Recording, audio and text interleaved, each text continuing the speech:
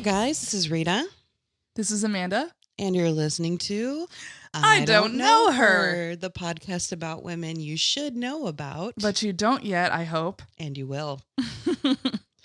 So we are recording early on a Saturday because poor Rita is always working. And today she's got a double. Yep. I'm on at 10 to 10:30 today. That's gross. It's disgusting. I get a little mini break in between, and I got this righteous paycheck this Friday, and I'm fucking going to Sephora. I know. Ooh, after we finish recording, I'm going to ask you to pick me up something. Okay. I'm coaching right now, so my days are also very long. I literally haven't seen Rita since we did a recording we'll tell you about in a minute, and that's the last time I've really seen her. Yep. Actually seen her. So I'm actually informing her, hey, I'm also coaching a lot right now. We had 2 meets this last week, and one of them was a home meet, one of them was a away meet. And normally I like home meets better because usually we run them pretty quickly and then I can just go right home instead of having to come back to school and then drive home. Oh, yeah. Yeah. So not the case this week because high jump didn't get done until 7:00. At night? Yeah. Jesus Christ. And then I work a half an hour from where I live. So by the time I got home, ate dinner, unpacked my stuff for the day, packed my stuff for the next day, took my makeup off, washed my face, changed into comfy clothes. It was 8:30, 9:00. I go to bed, guys, at 9:30. I guess it's time for bed. Yeah, I had 1 hour. And I was like, and I get up at 5:15 in the morning. Gross. So that was just, and that's happened a lot lately, like days where I'm not getting home until 8:00 p.m. or later. I'm just real tired. Yeesh. And like this weekend, I had stuff going on yesterday, which I was talking about with Rita, that's craft beer week. And we always participate in events with stuff like that. We support our local brewers. And then today I have recording. I have other events that are going on. And I just also started tutoring a kid. So that's tomorrow as well. It's just so busy. We really try to do it all. Yeah, apparently. Which is why I'm glad we're taking time today to record. Yeah. I know. It's kind of like we get to catch up with you guys. Yeah. You get to just witness and hear it. Like Amanda was saying, we got to see each other last weekend. We did this really awesome crossover podcast, which we've never done before.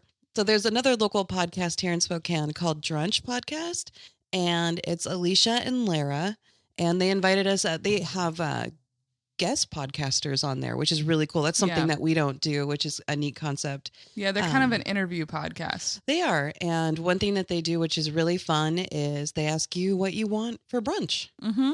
And they make it for you. And we came over and the ladies had mimosas and I had a nice glass of OJ. And yeah, they just kind of asked us about what we do here. I Don't Know Her. And we hit a lot of it was actually a really cool conversation. I encourage you guys to check it out. I'm not sure yet if we're going to post it on ours as well. That remains to be seen. But if you haven't checked it out, by the time you're listening to this one, it will have been out on Monday. So go look up Drunch, DRUNCH. And we really did just cover the gamut of things. You can hear about how my mom grabbed a guy's dick once. There are a lot of stories that we told, and we covered a lot of topics about just what it's like to be women in the world that we currently live in. And that was it was really fun. It was also, after we got done, Rita was like, do you ever get tired when we're done podcasting?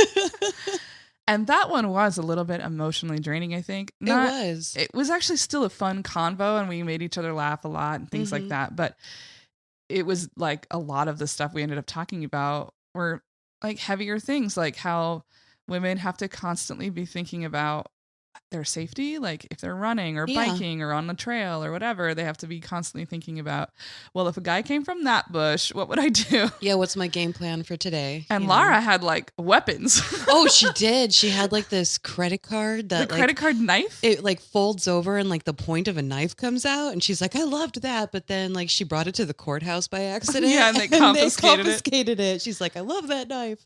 So it was a real fun combo. And I encourage you to check out their podcast also because it's just great conversations between people that, and it's usually revolving around a topic or a theme or things like that. And they were just asking us about, I don't know her. And one cool thing was that Alicia gave us a book. She did. Yeah. And it's got 100 women rebels who like changed the world or whatever. Yeah. And I've been looking through that a little bit. And some of them people we've already talked about are Which is in there. Really cool. Yeah, it was like really that. neat. I'm like, yes, we're headed in the right direction. Yeah, Arena Sendler was in there. Sophie Scholl is in there. The Hawaiian, but her name was different in the book. It was. Which but I actually went back. Kailani? Yeah, Princess Kailani, yeah. So she was in there. There are people that are on my list of topics we haven't gotten to yet that are in there. And then there's a whole bunch of women I'd never heard of. Yeah, which is like, ooh, that was like candy. That was a treat. Yeah, and I went back and actually read the entry on Arena Sendler just because I was curious what was in there that I didn't know or hadn't talked about. Yeah. And I do know a lot about Arena Sendler because I have this great teaching partner who is a Holocaust scholar who knew all the things and told me all the things. So I felt like I was like, I'm not going to learn anything new. I was wrong, man. There was some really cool stuff in that little article. I don't know what you call it. It's like a section on her. And there was some stuff in there that I didn't know. That's neat. I like that. Well, one thing I really enjoyed too was like I found sitting there, I've always had, which is crazy. I've always had trouble having relationships with women, especially friendships.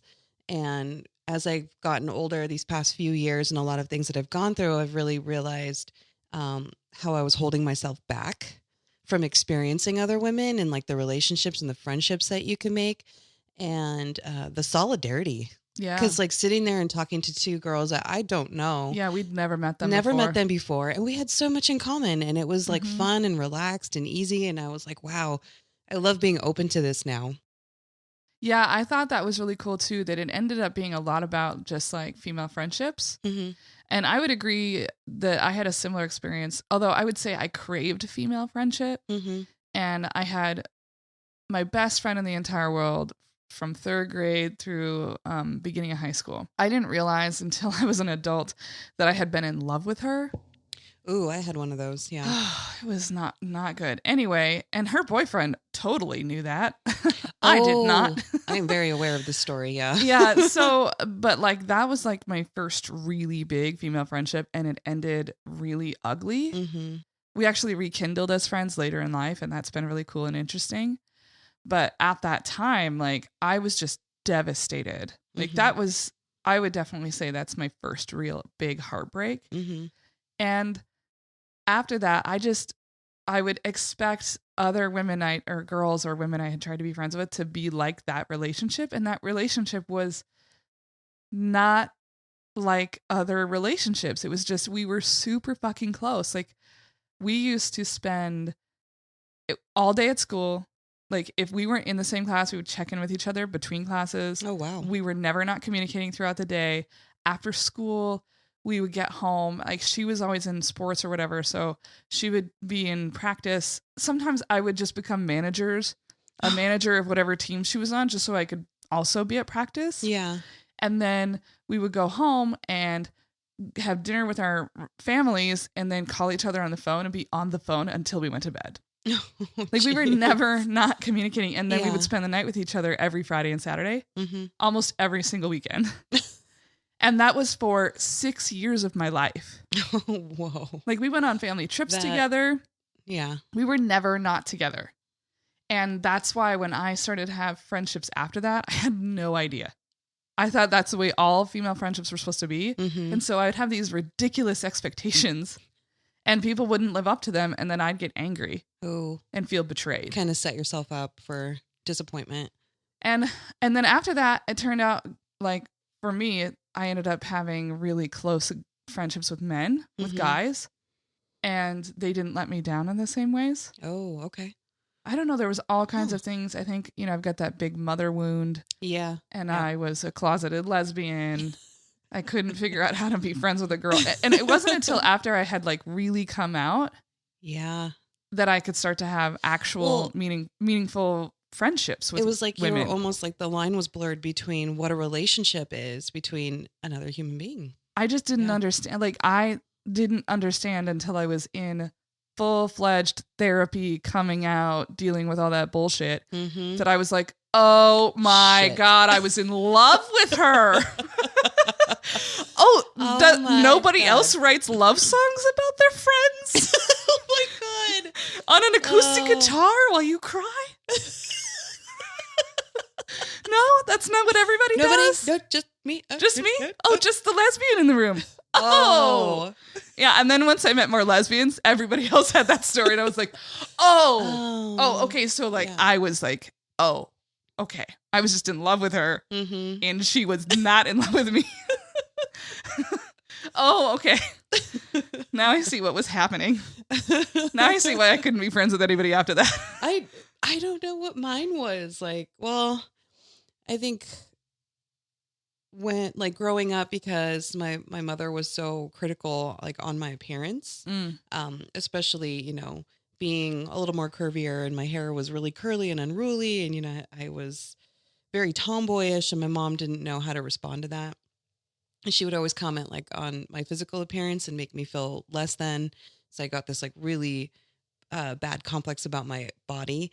And so I saw other girls who were growing up next to me that didn't look like me. Yeah. And I always was constantly comparing, you know, they were staying skinny and I was getting hips and, you know, I was getting, you know, in the summertime I'd get real dark. My mom would be like, you stay out of the sun, you know, you're getting a little too dark, blah, blah, blah. And so, you know, things like that. Yeah, there's like colorism, there's body shaming. So I felt like, and I know, you know, I don't blame my mom for anything that she said, but it definitely did create a wound. And so I always saw other females as competition. Yeah, women were... something to be pitted against. Yeah. Yeah, it's interesting, I think, that I hope that that's not how it is still. I think there is a little bit of like, there have been a lot of strides being made in the public sphere to change the narrative about the way girls and women can be with each other. Like, you can dislike another girl. There's nothing wrong with that. To shreds. But you don't have to criticize her appearance. What is it you don't like about her? Oh, because she lies all the time? Because she loves to stir up drama? Great. Dislike her for that. But don't talk about like, oh my God, she's just so fat and ugly. It's like that's first off, you ain't got no flaws? Exactly. I don't think so. As my shout out to my cousin, y'all motherfuckers think you got no sins, is what she would say. That's a great one. She told me that once, and I was like, "You're so right." I'm just imagining like some proper English woman, like Emma Thompson. Yeah. Ye without sin. And then instead she's like, y'all motherfuckers ain't got no sins. I just want to see Emma Thompson say that. Oh, maybe we can get her to do it. We should start a campaign where everybody tags Emma Thompson. And she's like, what the fuck is happening? What is this? Yeah. Okay, let's get our groove girls on. Yep.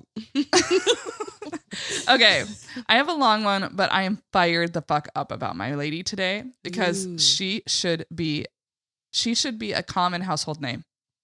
You want to go first? Is yours a good one to end on? Like, it's super uplifting, inspirational, lighthearted? I find it lighthearted. Yeah. It's inspiring. She's very inspiring. I liked this lady. Okay, well then I will start. Okay. Have you heard of Frances Perkins? I don't know her. I didn't either. She was the first woman to serve in a U.S. presidential cabinet. What? Wait, it gets so good. Okay, first off, her given birth name is Fanny. Fanny Coralie, which I love. Coralie Perkins. That's a beautiful name. Yeah, Fanny Coralie Perkins was born in Boston, Massachusetts, to parents Susan Bean Perkins, which I love. Oh, her name's Bean? And Frederick W. Perkins on April 10th, 1880. So this is a long time ago. That's a long ass time ago. Both of her parents were originally from Maine, but they moved to Worcester, Massachusetts when Fanny was young. Her father owned a successful stationery company that it actually still exists today as a paper company. I thought that was really neat. I love when the thumbprints are still there. Yeah, like it's still a factory. And I saw the name of it, but I can't remember what it was. It's like Boston Paper Company or something. She only had one sibling, a sister named Ethel. The family were pretty well off, like upper middle class to lower upper class. I don't know what you even call that. Not super rich, but comfortable kind of thing. Yeah, definitely. Well, and they were very well educated, so there was that. And they had been in the United States since the colonial period. Oh, wow. Their family was basically some of the first on the boats. So they had well-established roots in the East Coast. She attended Worcester Classical High School, which was a mostly male school for boys that were from upper-class families. Oh, how did she get in? Because she was really smart. Oh, okay. And so she got into this basically all-boys school. But she held her own. And she went on to attend Mount Holyoke College, which was an all-female college. And she was elected the class president in 1902, which was the year she graduated, with a bachelor's degree in chemistry and physics. Wow. She was really fucking smart. Yeah. So while she's at college, she is introduced to the suffrage movement and progressive politics. And she also read a book at that point by a man named Jacob Riis called How the Other Half Lives. And it was this deep dive look into what poverty was like in New York City. So the book was like how the other half, like, you don't hear about. Yeah. And this became, as she took some economics classes and read this book, and she became really interested in economics. The book sounds familiar. Yeah. Mm-hmm. I agree. And I think it's the foundational text that like a lot of economic policy with regards to social policy has come about. And so she read this book and she starts to become just, even though her degree is in science, chemistry and physics, she starts to really grab onto economics. She would, at this point, because she's so interested in economics and she was really inspired by this book, to take a deeper look at how our economy really doesn't serve the poor. She starts going to factories and interviewing the workers and like looking at the conditions that people are working and living in and being like, holy shit. Yikes. Yeah. So after graduating, she accepted a series of teaching positions and she started volunteering at settlement houses. What's a settlement house? Yeah, I didn't know what that was either. I thought, oh, maybe it's like tenement housing because I kind of understood what that was. But these settlement houses were kind of an experiment that we did in the United States for a brief period of time in the major cities, Chicago, New York, Boston, whatever. Like what we would call low-income housing now? Or like yeah, Section kind 8 of, kind of thing? But it was more community-oriented. So like they would set up these settlement housing. There would be shared facility type things. Oh. There would be like, you were talking about, remember you talked about your dad? I was going to say, it sounds creating exactly like a community type center. So these were social progressives who understood that our system was keeping people poverty stricken, often immigrants. And they were trying to set up some kind of system to help people. They didn't last long, but for a brief moment in time, we had these things called settlement houses. And that's where she decided to go live in them. Whoa. With workers firsthand. So she's volunteering at these, and so she would volunteer, and she volunteered at one of the most famous settlements in the country, which was Hull House in Chicago, and it had been founded by Jane Addams, who was like the most famous suffragette feminist, like the woman who started it all. Yeah. And many of the people who lived in those houses were immigrants who worked at low-wage factory jobs. And Fanny began to learn firsthand about how dangerous the work was in the factories and how often these people were being cheated out of their wages and medical care because they were constantly getting hurt on the job. And then they'd have to go and get some kind of treatment to fix whatever injury, and then the company wouldn't cover any of it. So she's seeing all of this stuff, and she's like, this is fucked up. Somebody got to do something about that, right? Yeah. Oh, me. I am. Okay. So it's around this time that she decides to change her name from Fanny to Frances, and she becomes part of the Episcopal Church. Do you think to make herself seem a little more mature, or yeah, I think she wanted to be taken seriously. And Fanny, yeah, it's a very youthful name. It is, and it's like there's something about it that just doesn't strike. Like I'm a noble, respect, like important person, a person of like high standing or something. Yeah. So in 1907, Frances moves to Philadelphia to attend the Wharton School of Economics. Now she's like all in on economics. Yeah.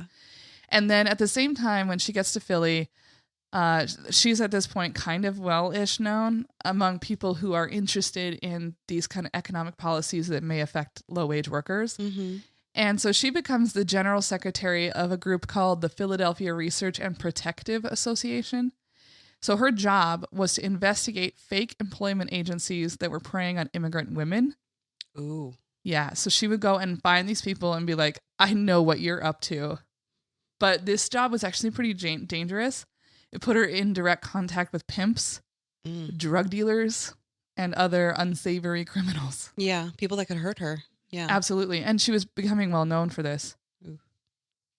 She received a fellowship, a really big fellowship at this time. And so she decided to move to New York. And she went to a settlement house in Greenwich Village, and she attended Columbia University. Oh, wow. Yeah, she's a great school. Really fucking smart. The Wharton School of Economics. Yeah. And now she's in Columbia. Get that education, honey. And of course, this is like when women weren't even really allowed to do this kind of stuff on the regular. So she is now serving the living and working conditions in Hell's Kitchen. Oh. So Frances started to become, at this point, way more involved in the suffrage movement as well. And she was out in the streets, on the corners. Like, they would do, like, daily, like, corner protests. Not even protests. It would be, like, you'd stand there with a sign that's, like ask me why women should get the right to vote. Mm-hmm. So she would stand on the corner doing that. She would go to protests. She went to meetings. She was really getting involved in the movement. And she was also at the same time working for the National Consumers League, where she went to the New York State Legislature and lobbied for the elimination of child labor and was lobbying for a shorter work week because it was 7 days. Yeah. And she was successful. Wow. She must have been super compelling in her oration. Yeah. She helped usher in a bill that limited the work week for women and children to 54 hours. Wow. 54 hours, women and children. That's what they got it down to. Jeez. Yeah. 54. Whoa. Have you ever seen that thing where it's like, it was like a popular like graphic that got passed around for a little bit, and it was like the breakdown of your day. So there's 24 hours in a day. Mm-hmm. And it was like 8 hours for work, 8 hours for play, 8 hours for rest. And I was like, oh my God. Yes. Yes. I thought that was really, I was like, that's the way we should divide our day. That's how it should be. Yeah. So after that, she graduated with her master's degree in economics, sociology, and political science. Oh, shit. In 1910. And right after that, like a year later, the Triangle Shirtwaist Factory fire occurred in New York City. Oh, that was terrible. Okay, you know a little bit about that? I do. I learned about that in AP history. Yeah, and I remembered it like briefly. I couldn't quite remember it. And so I had to read up again. So Frances is like in New York City, and of course she has been like involved in looking at factories and low wage workers and whatever. So when the fire starts, she's there. Outside. Oh my gosh. Watching. And the factory, for those of you who don't know, it's a factory that made shirts, and they employed hundreds of people. Most of them were women. Mm-hmm. Most of them were impoverished women, because there were little to no safety regulations at the time. and shitty fucking fire escapes. Mm-hmm. They had these like poor excuses for fire escapes. And they also had all the doors locked, so people could not get out. So when the fire started and the flames began to consume the building, most of the people inside had no way to get out. Mm-mm. And one by one, she watched as women jumped to their deaths from the upper floors. And that day, 146 workers died. This event, which she witnessed, became a pivotal and life-altering event for her. She said this: "It was seared on my mind as well as my heart. A never-to-be-forgotten reminder of why I had to spend my life fighting conditions that could permit such a tragedy." Mm-hmm. So she was already involved in this stuff, but she sees this and she's like, this has to stop. This has to change. So Perkins began to see that there was one major solution to poverty in the United States: organizing. Mm-hmm. So she also believed, though, that legislation needed to go along with the organizing. Like, the organizing needed to be pushing for legislation that would create conditions that were more safe and more equitable. So at 33, the age of 33, in 1913, she ends up marrying a man named Paul Wilson. He was an economist and a budget expert with the New York Bureau of Municipal Research. But she had been starting to make her own name in the world, and she didn't want her reputation to affect his job and his work. Okay. So she wanted to keep her maiden name. And I guess that was against the law. Huh? So she had to go to court and fight to keep her own name. Are you serious? Yeah. I didn't know it was illegal. I guess I didn't either. I just thought, like, when did that change? I don't know, but she had to go to court to maintain her name. She had to fight in court against the state so that she could keep her own fucking name. And this is in New York? Yeah. Huh. Which she eventually won, but it took a while to do that. So I can imagine. She successfully defended her right. They had one child together, a daughter named Susanna, who was born in 1916. After that, for a while, she withdrew from public life so that she could take care of her daughter, be a good wife, blah, blah, blah. But her husband was not well, and he had a massive emotional breakdown. Oh, no.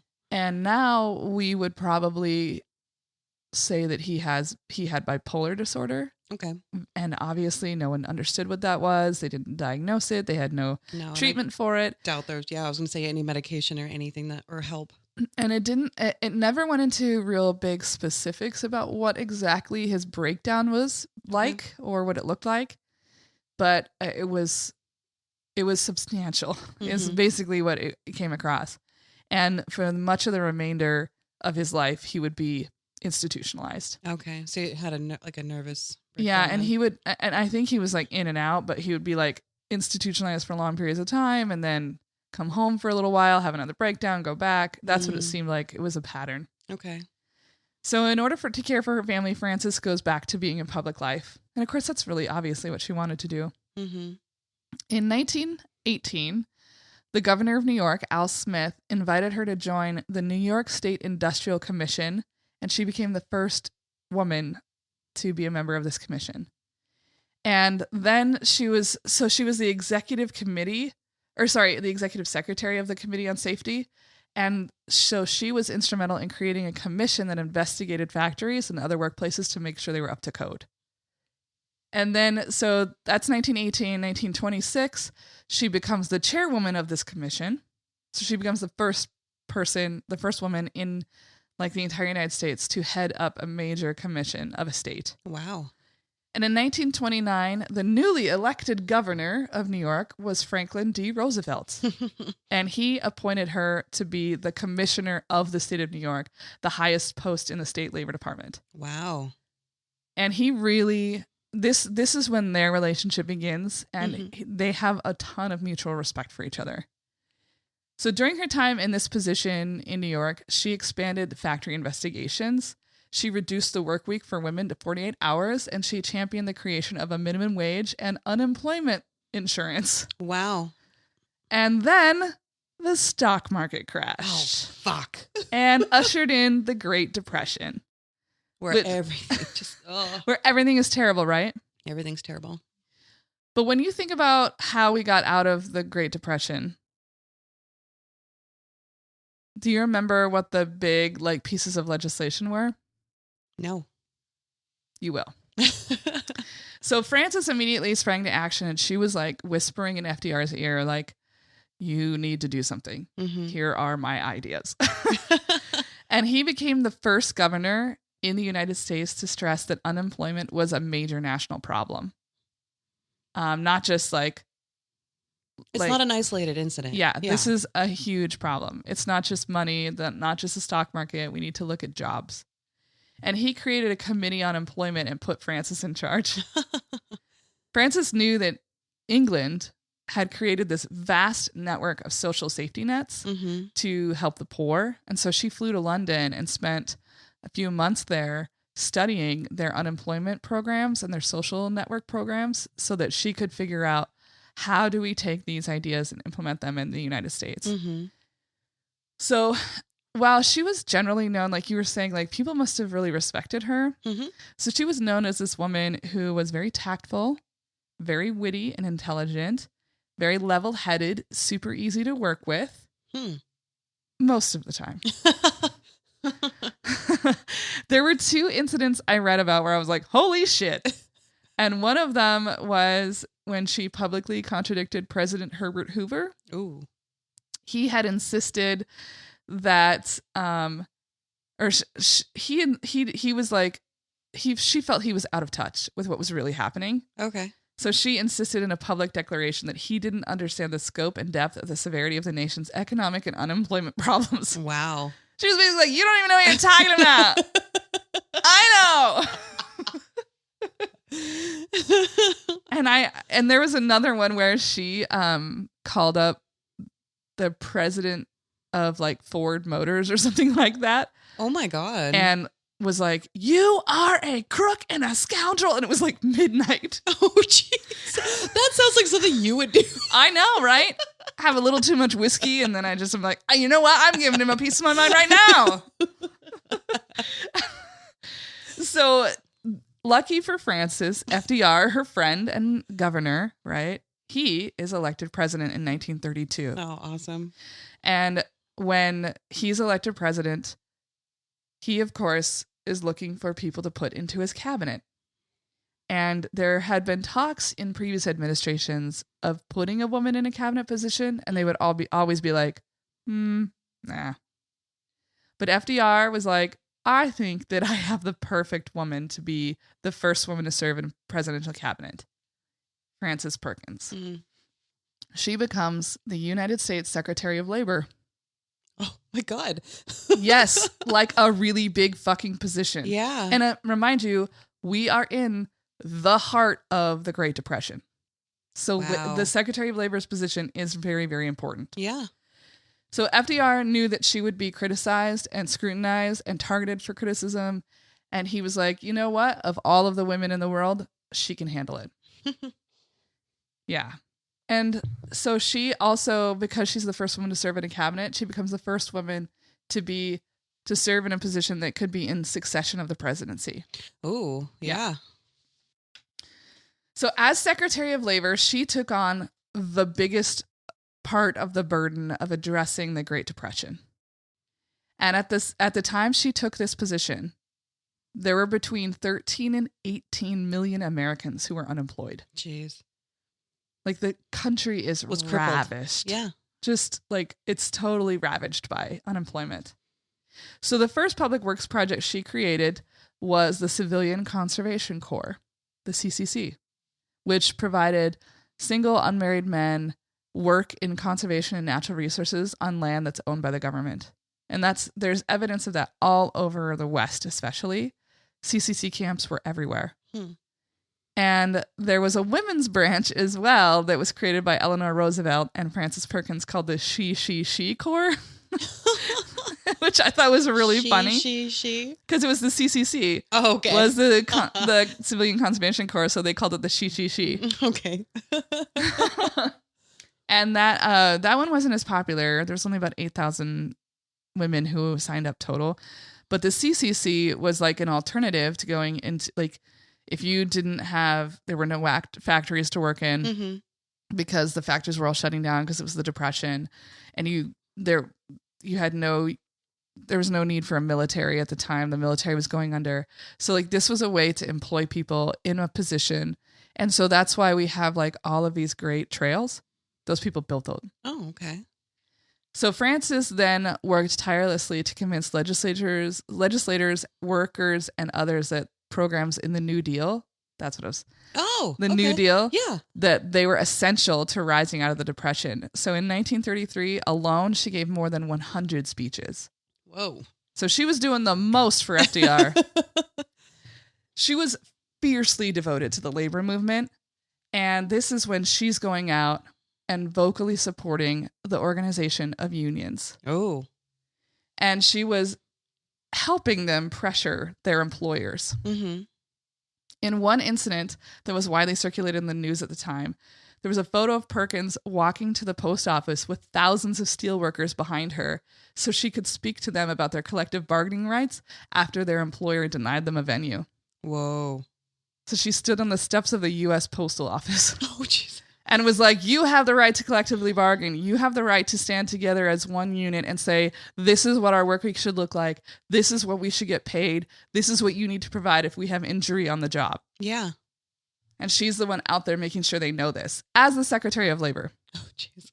So hands-on. I love it. She was. Yeah. And she was also the one who persuaded FDR not to send in troops to stop the San Francisco general strike.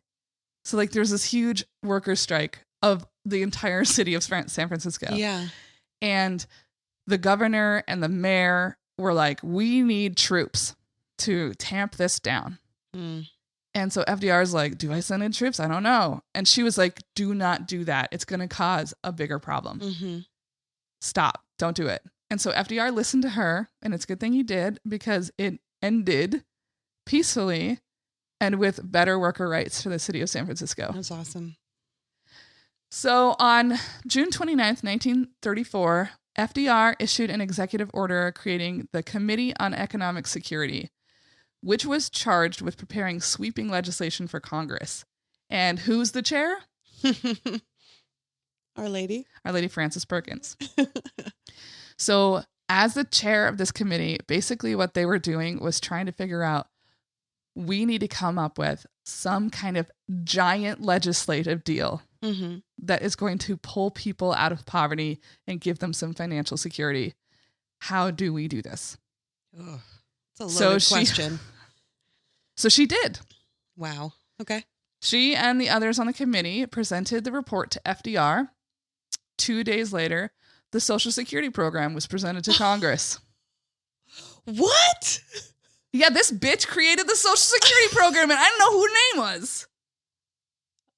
Whoa. Yeah, this is why I was pissed. Yeah. I'm actually angry. Like, this is a fiscal part of every single American's life. That's right. Every man, woman, and child. Everybody, from the moment that you're on this fucking planet. Yeah, she created that. Wow. And I'm not done either. Okay. It was considered, and so on August 14th, 1935, the Social Security Act was signed into law.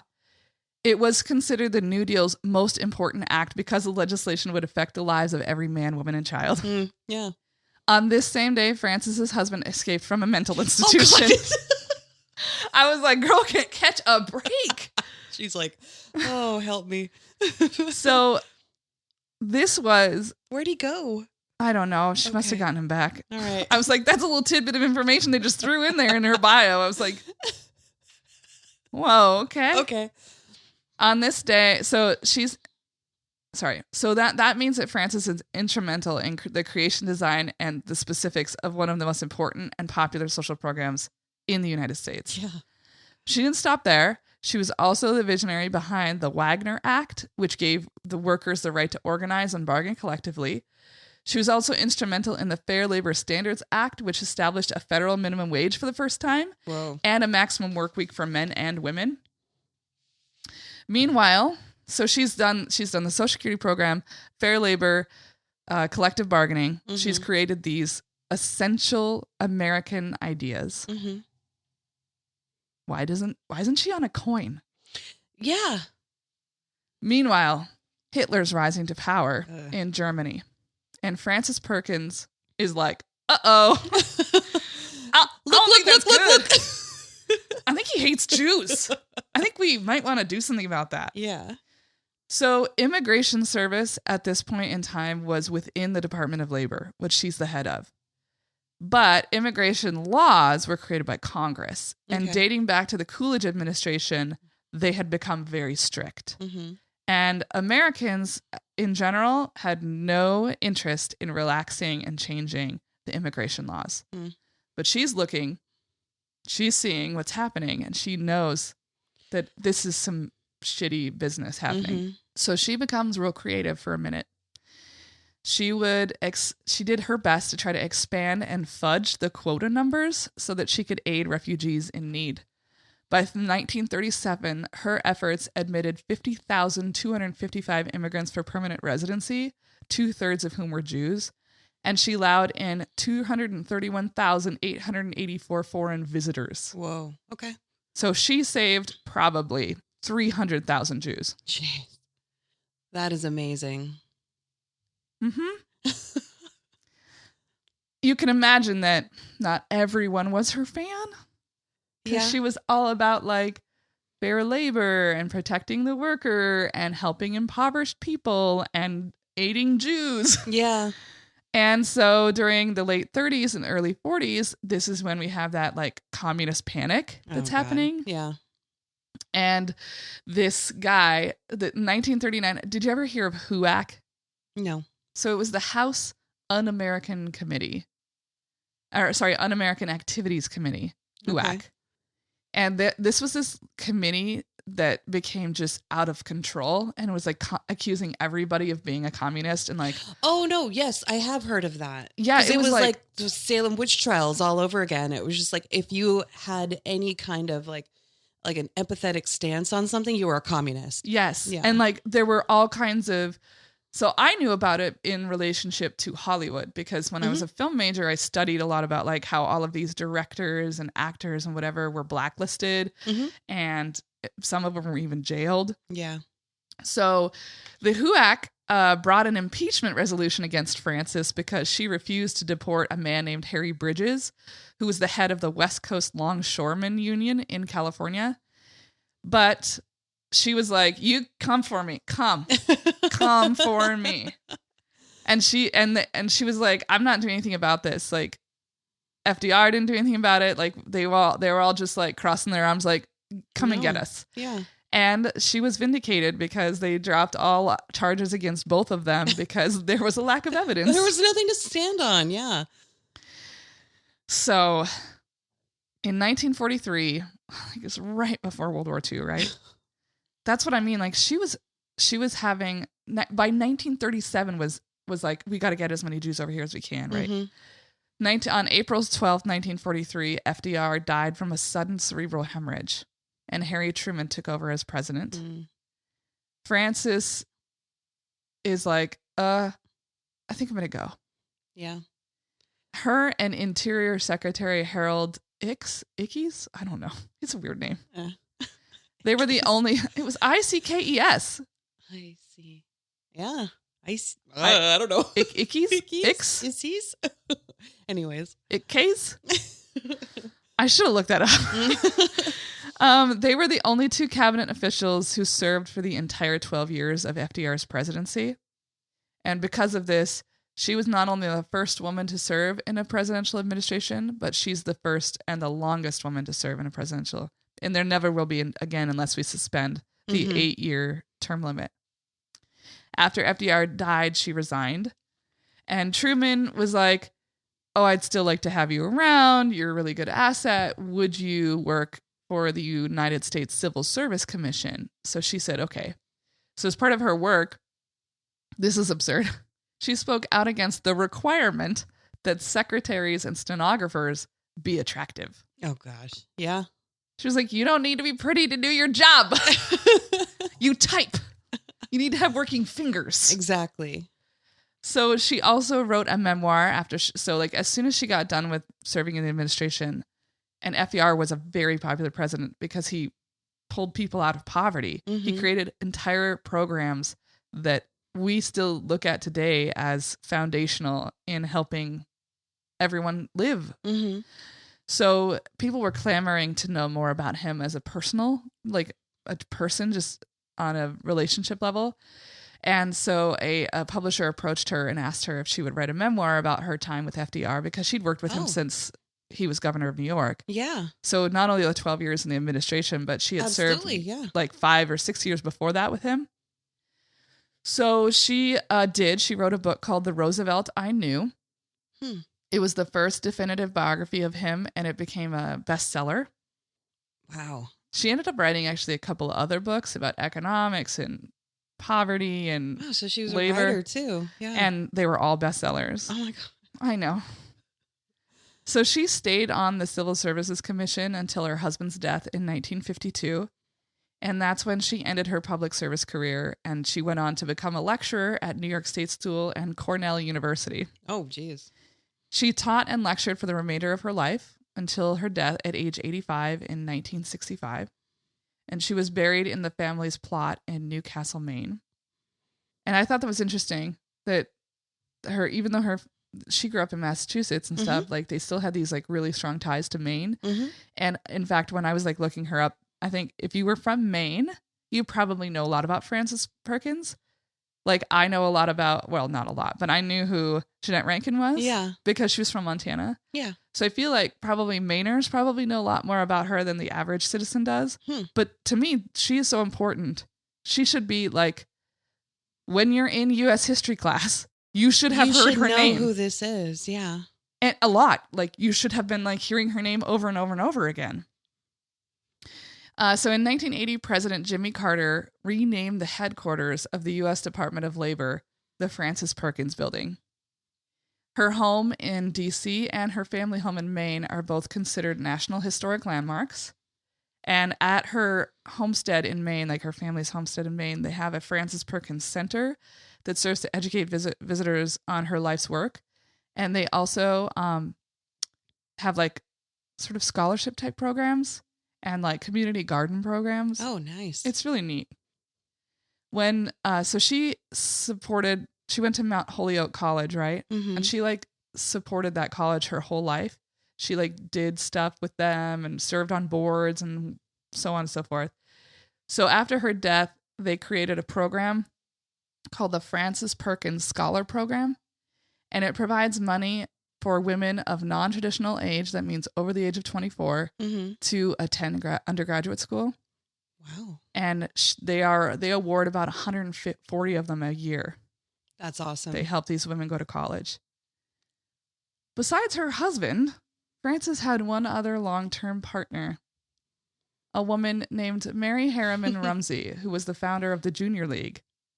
They lived together from 1922 to 1934 when Mary died in a horse riding accident. Oh. Again, why wasn't I told about this queer woman who fucking changed the United States?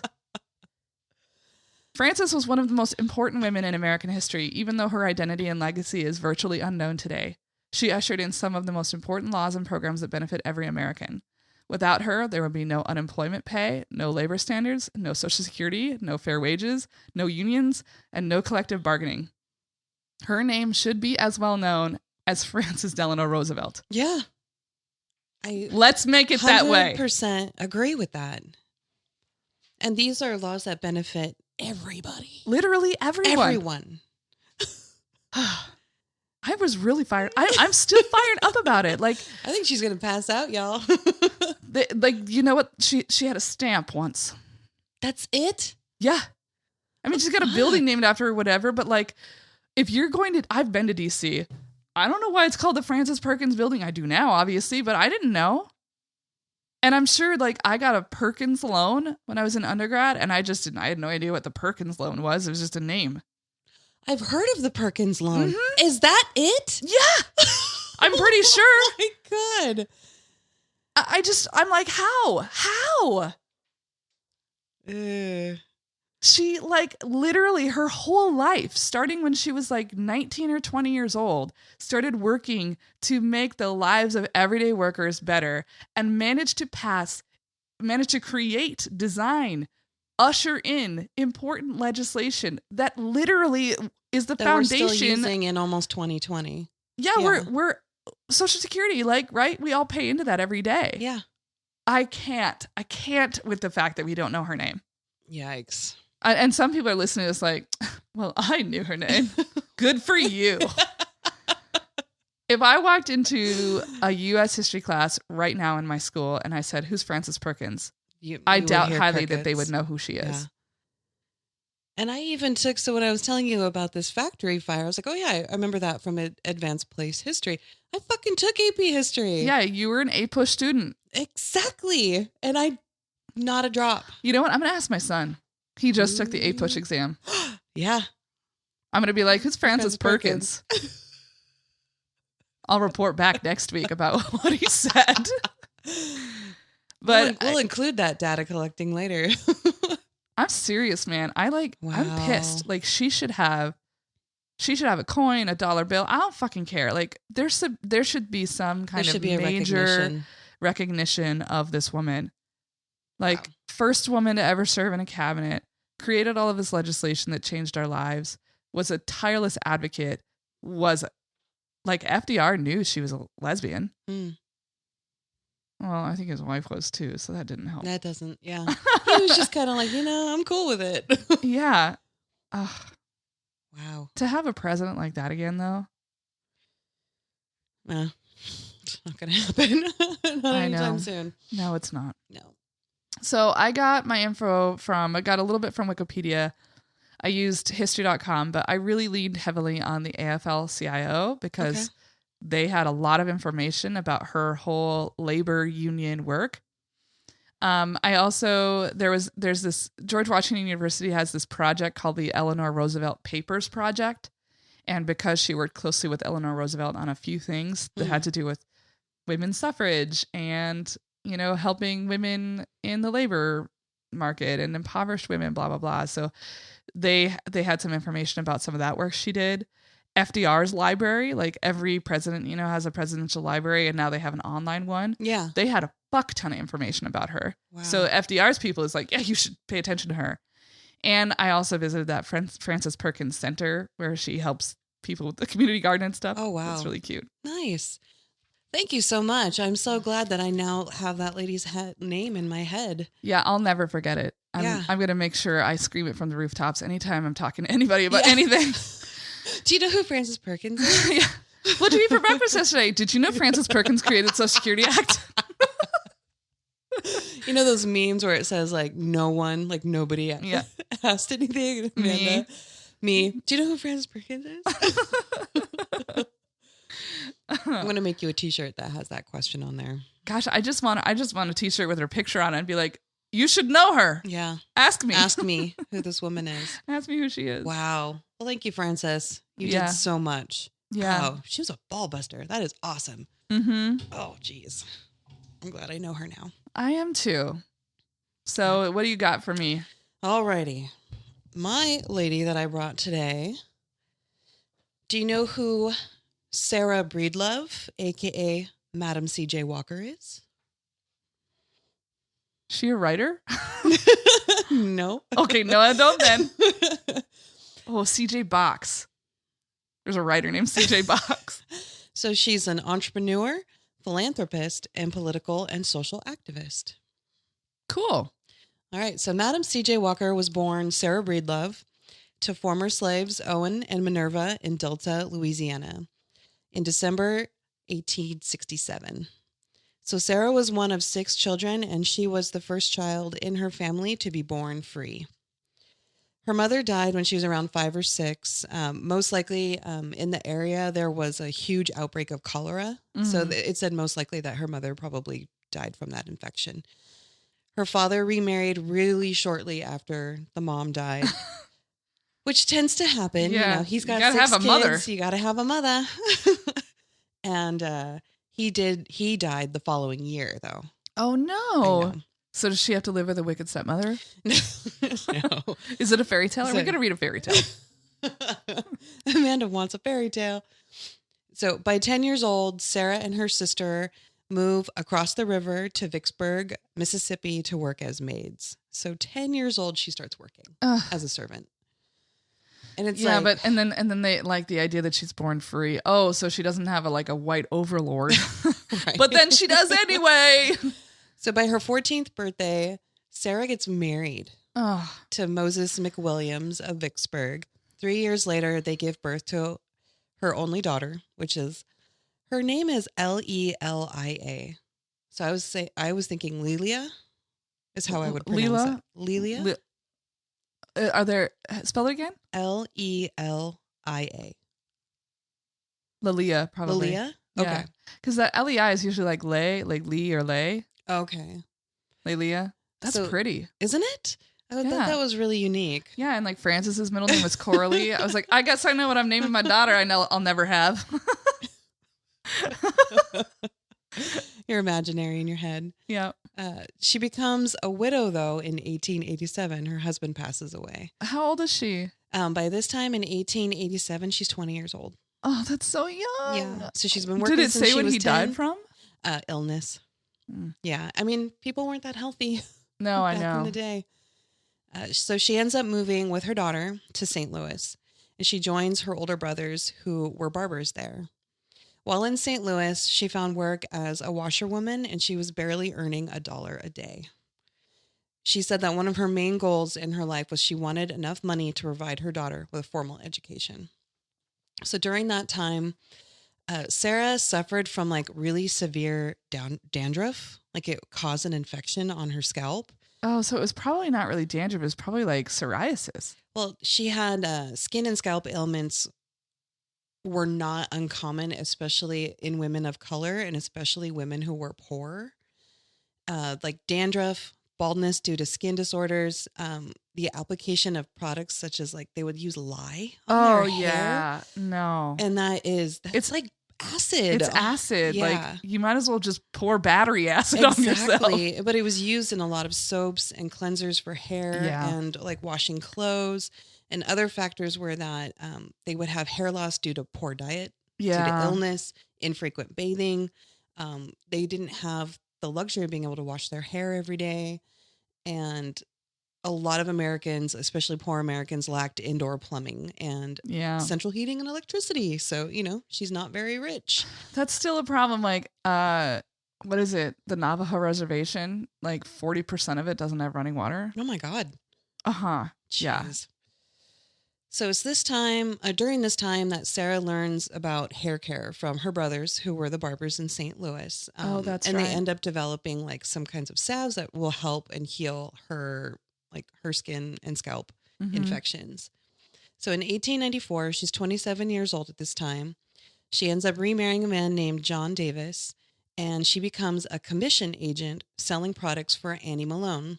So I looked up a little bit of this Annie Malone, and she was an African-American hair care entrepreneur at the time, and she owned a company called the Poro Company.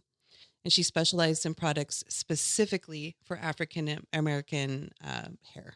Very cool. And so in 1905, she divorces John. Oh. Yeah, she's just like, I don't like you. And she moves to Denver, Colorado, where she continues to sell the hair care products for Annie. And during this time, Sarah begins to take her old knowledge of what she learned through her family and the new knowledge of what she learned from Annie, and she starts developing her own products. Oh, yeah. Oh, she's that's a little sneaky. So while she's in Denver, she marries her third husband, a newspaper sales agent named Charles Joseph Walker. So after her marriage to Charles, she decides to start her own business. And she's manufacturing and marketing her own hair treatment formula, which was named the Wonderful Hair Grower. I love all the old timey products. Everything's wonderful and amazing, and the incredible, the wonderful. What was it called? The Wonderful Hair Grower. The Wonderful Hair Grower. The Wonderful Hair Grower. You need one of those big cone megaphones to yes. yell it through. The Wonderful Hair Grower. Oh, you could do that. I could. That could be a thing. Second job. Third job. Fourth job? I don't know. Where am I at? I don't know. Fifth job? We lost count of our jobs. So she markets herself as an independent hairdresser and retailer of cosmetic creams and her hair care products. Charles, who becomes her business partner, helps with advertising and promotion. And she takes on, in quotation marks, the professional name, Madam C.J. Walker. And it's after her husband's name. Yeah, but I'm like, Madam, I don't know. I have a different connotation of professional woman.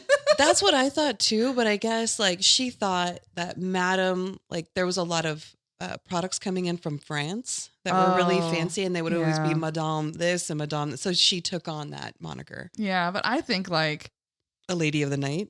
Well, yeah, or like a madam was like the. Oh yeah, they would like have a harem of women that whatever. Oh, anyway, yeah. Boss ladies. Yeah. So she starts selling her products door to door. And one thing that she did that was a little particularly special was she would sit with other African American women and she would teach them how to take care of their hair and groom and show them what she had learned when she was, she's super poor and you've got to make do with what you got. And there's a long tradition of that. Yeah. And they put their daughter in charge of the mail order operation. So she and her husband traveled throughout the southern and eastern U.S. to expand their sales reach. They would I give just like orders. The West is just left out. Oh, you mean where all of the white people are? Okay. Exactly. So Oregon that legislated racism. So they send the orders to the daughter. They're doing the sales like out on like in the field. They send the orders to the daughter and the daughter distributes the products from their home in Denver. Nice family business. I love that. It's like, I love it when people can do things as a family like that. It's interesting that they're headquartered out of Denver instead of somewhere like that is an area that would have, because I mean, Denver is not exactly a diverse place now. It's better than it used to be, but it's like, that was never a historically diverse place to live. So in 1908, Madam C.J. and her husband relocate to Pittsburgh. They open up a beauty parlor and they established the Lilia College to train hair culturists. So basically, she started a beauty school. Yeah. That was specifically geared towards African-American hair, right? Absolutely. She was an advocate for African-American women's economic independence. She opened training programs in what she called the Walker system, what ended up being a national network of licensed sales agents who earned commissions for doing sales and hair demos for her. Just like she did door to door. It's like Mary Kay. Exactly. So as the business expanded, they closed operations in Denver and in Pittsburgh, and they relocated to Indianapolis. These are just strange places. This area was the largest inland shipping hub in the nation. I guess that makes sense. Indianapolis? Yeah. Weird. So they established a factory there for her line of beauty products. It was called Madam C.J. Walker Manufacturing Company. Around this time in the expansion, Madam C.J. and Charles break up. Oh no. When you first said that they were like partnering up and all this stuff, I was like, she gonna dump him. I was like, she has a track record. She does. Of not sticking around with men for very long, so that's not gonna work out well. And that's hard when you like go into business together and then you divorce, like, ooh, that's messy. That's messy. Well, the research that I saw after they divorced, I don't know where he went. She disappeared him. She disappeared him, yeah. So she continues, like they actually, when they divorced, she decided to keep the professional name, the Madam C.J. Walker, because it was so tied into the company. Yeah, she's yeah, I'm not giving that up. So in this height of her career, she and her company employed and trained thousands of women as sales agents for the products, and they were all African-American women. Yeah, that's great. Yes, I love that. She had them dress in a uniform of white shirts and black skirts, and they carry little black satchels, and they would visit houses around the U.S. offering her products and the demos. Madam C.J. expanded her business further with heavy advertising. She started like really gunning for it in primarily African-American newspapers, magazines. She also kept frequently traveling and promoting her products. So she worked her own business. She didn't just send these ladies out and say, okay, make me money. She kept going. I'm herself. curious, was it kind of like a pyramid scheme type thing? Because it said there were commissions, but is it just regular sales stuff, or is it like, if you get 3 more people to sell this, No. then you'll make more money, blah, blah. And it's just like It didn't seem like that. It didn't seem like that at all. So she became so well known in the U.S. for her products, she started even shipping overseas. Yeah. And she started like shipping to like the Caribbean and things like that, which I thought was really cool. By 1915, Madam C.J. Walker was the wealthiest African-American woman in the nation. What? Yes. From $1 a day. Yeah, that is great. She was invited to major gatherings with African-American leaders, and she was often invited to lecture about business, and she started getting into politics. Oh. Yeah. She began offering courses to African-American women on how to budget, how to build their own business, and how to become financially independent. I am in love with this woman. I know. She was like, this is how she's not keeping it for herself. So early, like 1911, you said? Right now, they're in the 1917. Yeah, the teens. The teens. We have like similarly aged people, I think. We do, yeah. Because my woman was born in 1880. Yeah, and she's born in 1867. Oh, so she's like, she's like 15 years older. But yeah, like that. It's the same era. Yeah. And that was when, about 1917 or whatever was when Frances first started being like, we need to talk about wages. We need to talk about women not working all the time. Well, one thing that I love that she's doing is she's giving it back. Mm-hmm. She knows what it's like. And yeah. So and also being able to teach women how to be financially responsible and savvy. Yeah. That's brilliant. Especially independently. Exactly. So in 1917, she begins organizing her sales agents into state and local clubs. So like she would have chapters in different states. Okay. The result was the establishment of the National Beauty, Culturists, and Benevolent Association of Madam C.J. Walker. That's a fancy name. That is a long name. What's the acronym for that? NGACBA? So its first annual conference was held in Philadelphia during the summer of 1917 with 200 attendees. This conference is believed to have been among the first national gatherings of women entrepreneurs to discuss business and commerce, especially women of color. Yeah. During the convention, she gave prizes to women who had sold the most products, incentive. Yeah. And who had brought in new sales. She also rewarded those who made contributions to charities in their own communities. So it's like, yeah. So she's like, okay, you're really good at business. You're the best new person, and you're giving back the most to your community. And that makes it foundational to who she is and who her company is.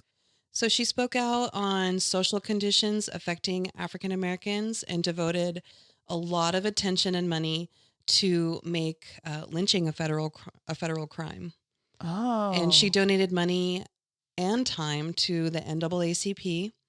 She spent time with the National Association of Colored Women. She donated money and time to the YMCA, the YWCA, and she provided the largest contribution that helped save the home of Frederick Douglass in Washington, D.C., which is like, preserve your history. I love that. I'm really into her. Like, she's got so much money and she's for the betterment of. Mm-hmm. And she's doing that thing where you're lifting up everyone around you. Exactly. Like, that's great. So Madam C.J. built and lived, there was this really like lavish country estate that she built called the Villa Lewaro, and it was overlooking the Hudson River in Westchester, New York. And her neighbors included Jay Gould and John D. Rockefeller. What? I know. So she's... I know. Those white men were probably like, what is happening? She's moving in with all her beauty products. She's like, yep, motherfuckers, I'm here. How often do you think that they thought she was the maid? Oh, you know it, right? Yeah, exactly. And if at the time they were able to call the police every 5 minutes, she would have always had police cars circling her. So this home was designed. She hired an African-American architect named Vertner Woodson Tandy. Yes. The house cost $250,000 to build. And it served not only as her home, but she made it a conference center for summits for African-American leaders. I am in love. So I looked at this estate. The home is beautiful. And it's actually been, like what do you call it, restored. Yeah. And there's these wonderful pictures of these conferences that she used to have, and it's this gorgeous estate and this gorgeous home, and there's just this picture of this beautiful ballroom full of all of these African American people, and it's just, the picture is so striking because it's like, that's theirs. She made a place for them.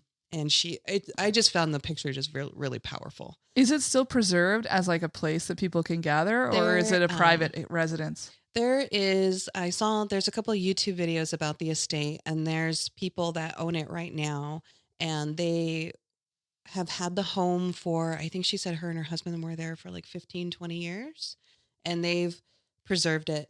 They've made it, and it's been designated like as a national treasure. Yeah, like you can, and it's like, what do you call that? You can visit. Like you can like go and look at it, but it's like, is it conservation? Like you can like, it's preservation. Yeah, preservation. It's a really pretty house. I'll show you a picture. Yeah, I want to see it. On May 25th in 1919, at 51 years old, she died suddenly at Villa Lawaro from kidney failure. How old was she? She was 51 years old. Oh my God. Yeah. That's too young. She was doing so much. She was doing so much, and it was complication from hypertension. She bequeathed nearly $100,000 in her will to orphanages, to institutions, to individuals, and her will directed that her company give 2/3 of future net profits to charity. Wow. Yeah. I thought 2/3. Does her company still exist? That I don't know. I wonder if it morphed into something different. Well, her daughter, Lelia, her daughter Lilia became president of the Madam C.J. Walker Manufacturing Company. I think the company went on for quite a while. I did not see if it still existed or not. I can dig a little more and I can get you that answer. Walker's personal papers are preserved in the Indiana Historical Society in Indianapolis. Her legacy continues through the two properties. Her house is listed as a National Historic Place, the Villa Lawaro, and then the factory in Indianapolis where she started like her huge distribution, they turned it into the Madam Walker Theater Center. So yeah, there's like a theater in there. There's a salon. There's like, yeah. So they preserved her building and they turned it into like an area for like a gathering place for people. It's like the only reason I would go to Indianapolis. Yeah. Sorry. I've never been there. I don't know what's there. The Indianapolis 500? Oh, this little piece was exciting. So in 2017, actress Octavia Spencer is committed to portray Walker in a TV series based on her. And the series is called Madam C.J. Walker, and it'll be available on Netflix. It will be? It will. Like it's going to happen? It seemed like it was going to happen. So I'm like, I want to see that. And I love Octavia Spencer. She's awesome.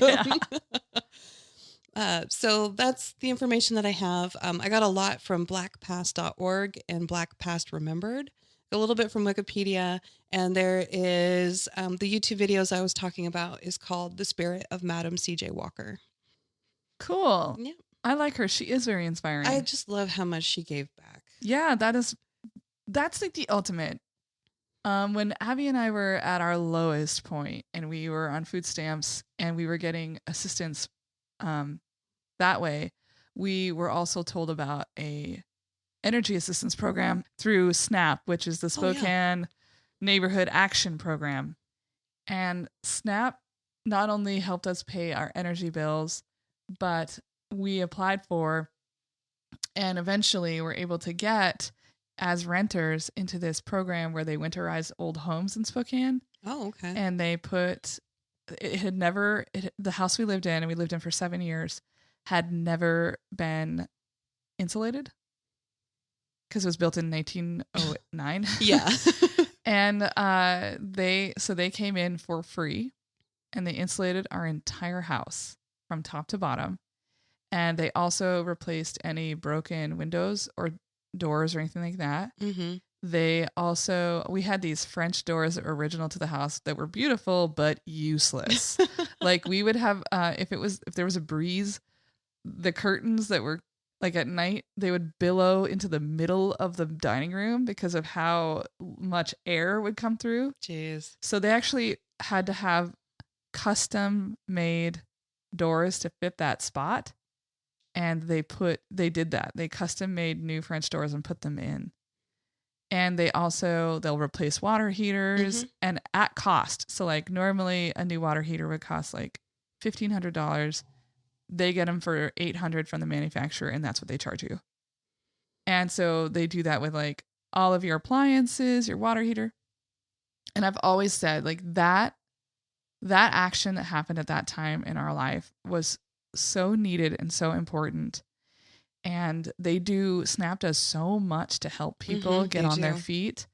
And I was like, when I have enough money, I want my money to go to them because I know firsthand what they do to make our lives easier in this city. I just want to give them all my money. I want to give them all my money. I want to give my money to SNAP. I want to give it to Planned Parenthood, especially now. Yeah. Fucking call your legislators, give them money, give Planned Parenthood money. It's just people like that. Like, I would love to get to a point where I can give back. Exactly. Yeah. Because I know how important it has been to have those safety nets for myself. And someday I hope to be as successful as Madam CJ Walker so that I can do those things. Yeah. Well, I really admire in her that she didn't forget where she came from. Yeah. And the way that she, like you said, uplifted other African-American women. And I recently watched, it was this movie about this African-American woman where she's going through a lot of different stages in her life. And the stages are marked by what she does with her hair. So it was like when she was a child. Oh, yeah. It was, isn't it Sanaa Lathan in it? Yes. I fucking love her. Gorgeous. She's been one of my girl crushes since I was in high school when she was in Love and Basketball. Oh my gosh. Yes. Yes. Yes. So, but watching that, especially being, a woman of color as well, especially with my hair and the difficulties that it's a lot of a burden sometimes, especially for a woman of color, but it can also be, when you finally embrace it and, you finally become okay inside to be yourself. Like, it's so weird to be so connected to your ethnic hair, but it's a big fucking deal in our community. And so for her to not only create a business, but to empower other women like herself, it was really fucking admirable. I love that. I love what she's done and had no idea who she was. Well, I didn't know who Perkins was. Now I do. It's a good one today. Yeah, it was a good one today. I like both of our women. I think they were both really important. Yeah. Well, that's all we've got for us today, I believe. I think so. Yeah. And don't forget to check out Drunch as we are on that episode. And if you think we're funny and interesting, then you're going to like it when we're doubled. And we also want to thank our editor, Lucas McIntyre. Thank you, Lucas. Lucas is also a musician, so you should check out his bands like the Tourist Union and his solo stuff. He plays around Spokane, so you can always check him out. And we also want to thank Jennifer Finch of L7 and for graciously allowing us to use their song, Shirley, as our theme song. So check them out. They're on tour with a new album out. Awesome. Thanks for listening, guys. Love you. Bye-bye.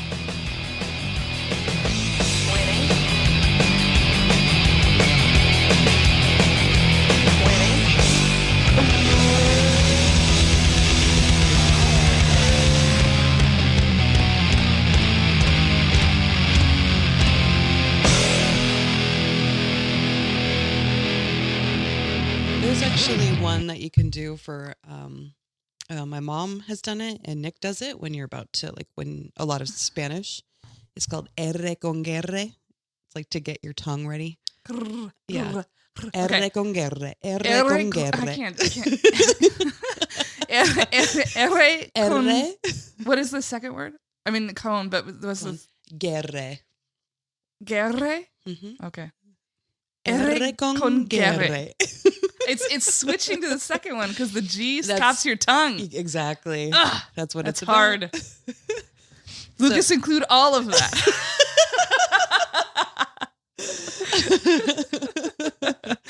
Okay. Okay.